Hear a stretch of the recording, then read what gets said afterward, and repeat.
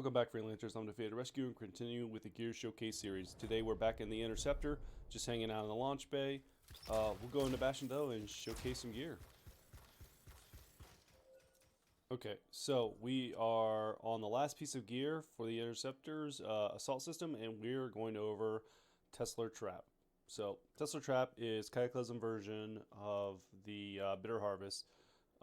Tesilar Trap is an upgraded cluster mine, deploys bundles of proximity mines, and then the mines deal electric damage and electrify targets.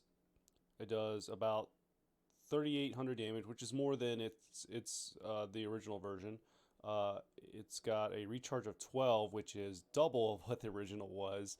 It has a radius of 2, which is the same, and then it has electric effect of 100. So it can prime, and it is a primer, so it can prime, or it will prime enemies who walk over them. So if you ever watched my Bitter Harvest video, you're going to probably hear a lot of the same stuff here as well. Probably, so like, Bitter Harvest I gave a huge thumbs down to because like it just overall does not work well. And there's a lot of things that need to happen for anything significant here to be effective, where it wasn't efficient.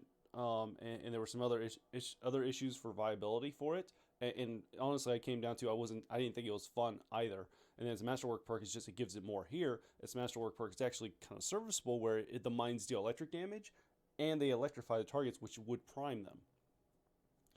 Here's where I have problems with this, where they were going somewhere directly really good with this, that they messed up with it. Is because they gave it the priming effect and it gave it electric damage, then they decided to increase the recharge by double, but the damage that it's doing is only a little bit more, where this one's approximately 6 grand, this one's like approximately 8,000, so only give them about a 2,000-ish buff, but still, like, the recharge is so much more punishing.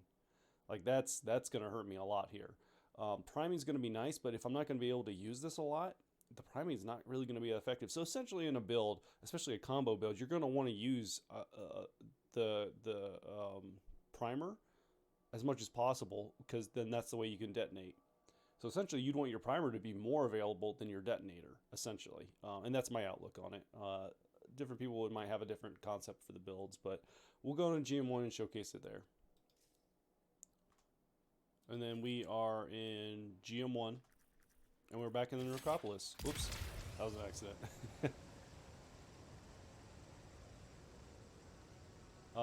So yeah, I think the Tesilar traps are going to be a little bit better than what we were dealing with Bitter Harvest, but honestly, I don't think they're going to be much better.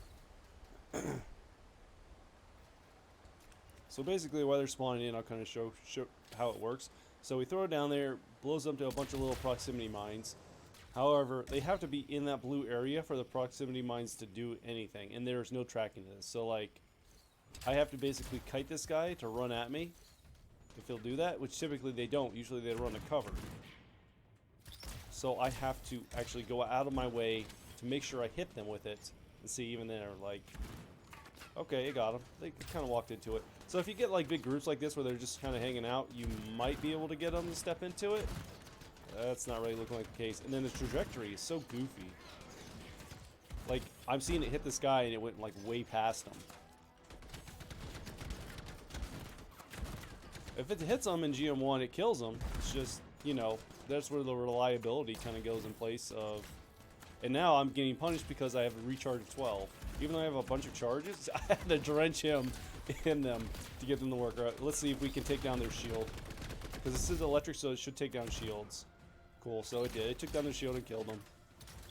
But this is pretty much the way that they use it, is get up close with it. See, even then, because it takes so long to arm, because that's not really gone over in the perk, or not the perk, in the gear description, because it takes so long to arm, it's never gonna, unless they stay in that area. So basically, if I throw this, if they're wise enough to realize what's going on and just step out of it, I've just wasted a charge. And because I need, like, oh man, this is gonna be bad. Let's go ahead and take this guy out. There's no point. So this is where let's get back here and talk about it. So this is where you're gonna have a lot of issues with this. Is javelins that fly as you can see, they're not sticky. So if I throw it at them, it's going to explode on them, and then it's going to drop to the ground. So unless they're on the ground, this is not going to do anything. So I have to physically take a storm out with something else. I could ground them, but I mean that kind of defeats the purpose of the gear in general. Like, I don't know why it went all the way over there. Like it's just going right through them. It's like it's doing like this skipping move too. I don't think that's intentional. I think that's just an unusual event. So yeah, if you can find a lot of grunts grouped up, you can really get them, and it is good at taking down shields. All right, we got some armored enemies here. So here we go. They're primed, and it's doing an electric effect to both of them, which is pretty neat. It's doing that like static electricity effect that we've seen in the past. Let's see if we can prime them. So it takes about 2 to take down an armored enemy. And then here's the ranger. So we'll see if we can take down their shield with this. So it took down their shield, and it actually did pretty good damage. It looks like they stepped back a little bit on top of it, but now their shield's back up. I'm waiting for my recharges because they're not stepping over them. So if you can corner them and throw it in the corner, it'll get them. But that's being dependent on very specific scenarios. But we'll go into GM3 and showcase it there. Okay, so we're in GM3, and then we are back in the Hollow. I wanted to make sure to come back to the Hollow because this is actually where we went over Bitter Harvest. And I want to make sure there's a good fair comparison here between the two. Because honestly, it's going to be the same. In my opinion, I think it's going to be the same. So there you go. They are in fact primed. So it does just enough damage that it doesn't kill them, and they are primed for the grunts.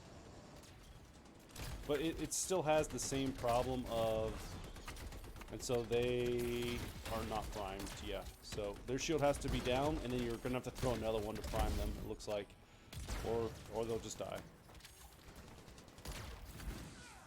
Cool. So now they're doing that static electricity effect to one another, and they were primed. So I'm the clear winner here. I'm just gonna say this now. Well, no, I'll talk about that later. But see, they walked right out of it. Now they're still doing that electric discharge effect, which is kind of nice. Ooh, that recharge is rough. But it's still like to me it's not enough. It's the way you can use this though. Oh man, I need them to stay alive when I detonate them. Is now I can send out Shadow Claw and basically spam the electric effect around, right? That's the idea. And that's probably the best way to use it, is to get that initial electric, because I don't think they have anything else that does electric damage as far as a primer. Now there's a weapon that can do that, but that's kind of comparing apple to oranges in my opinion.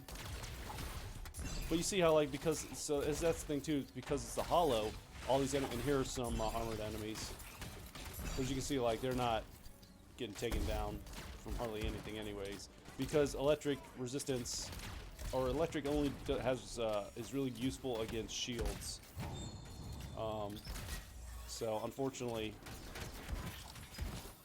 it's not going to do a lot to them. However, let's see if... So because we had Shadow Claw, we were able to take their shield down and prime them with electric, but... And that's cool that they're doing the static to that guy over there, so that's pretty neat. That's the only thing about electric that really interests me. Other than that, it's not very useful. And they changed... nice, I was able to get them down before they changed, but... Okay. Alright, we'll go ahead and take them out, and then I'll lose my aura, and I'll go up against the ranger, because I'm already taking down their shield. So go ahead and throw one down. See if it takes. So it took down their entire shield. Let's see if we can prime them. It should prime them. It did. So now I have my electric aura effect, and now I could just like sit here. The thing is I can't use just the gear piece. Now, granted, the game's not meant to be like that.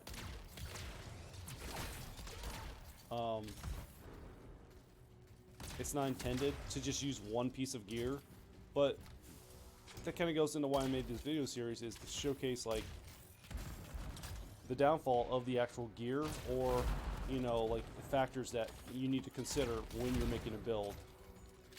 And that's why I don't showcase specifically builds off. Is I'm on my, I need to recharge right now. But yeah, basically we're seeing the exact same problem where there's a bunch sitting over here that I wasted, and it's a 12 recharge, so it's very punishing. I'm just gonna take them out. Okay. So I don't think there's a reason to kind of preach on this like I did with the other one. So, essentially, the issues that we had was you throw these out, and unless they step on them, they're all just sitting here like that. Nothing's happening with them, which in several cases we saw that. Now they will auto detonate on their own after a certain specific time. But I mean, the enemy could be on the other side of the arena by that time, you know? Like, and that where it exploded would not have affected me because I'm not in the explosion radius. I think we talked about in Bitter Harvest, the biggest issue here that needs to be resolved with this to make this gear super, or make it like reasonable to use, because it doesn't compete with anything in my opinion. It competes with Bitter Harvest, and that's it. Tesilar Trap competes with Bitter Harvest, and it is better than Bitter Harvest in my opinion. But the problem is still, is like when you throw this out, when it does the initial hit, they don't arm immediately. It looks like they are arming, right? It looks like when I'm hitting them, they arm immediately, but they don't. An enemy could stay in here for like a good solid second before these actually go off. They need to arm quicker. That's the main takeaway for both those, Bitter Harvest and Tesilar Traps. They need to arm as soon as they hit. As soon as they hit, they need to be armed. Not when they hit the ground or anything. Like, as soon as they hit there. That's my opinion on it. But we'll compare some gear real quick. Because we typically always do this. So obviously it's going to directly compare to Bitter Harvest, which we already kind of did a little bit of a comparison. Here's the trade-off for these two. You've basically traded off your recharge. You've doubled your recharge for increased gear damage and making it a primer, which was actually more viable in my opinion.